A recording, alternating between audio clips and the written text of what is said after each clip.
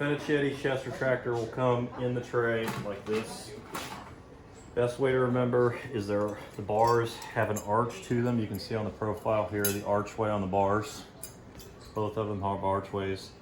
Easiest thing to remember, it's hard to see on the camera, writing to writing. When you start the opposite limb on, as you engage it a little bit, put this down through to get the teeth to engage. Give it a little push, then teeth will engage. Left to loose, right to tight.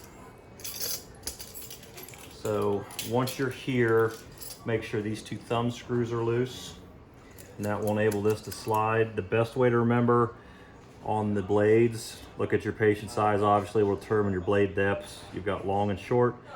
Best way to remember how to put this together is mountain peaks go to the sky. You stick it, click it, and spin it to lock your blades down. So again, mountain peaks to the sky, come up through the holes, there's stick, slide the locking bar, click, make sure it holds, goes all the way up, and then tighten it down, and then bring the arms of the retractor together to present it to the physician.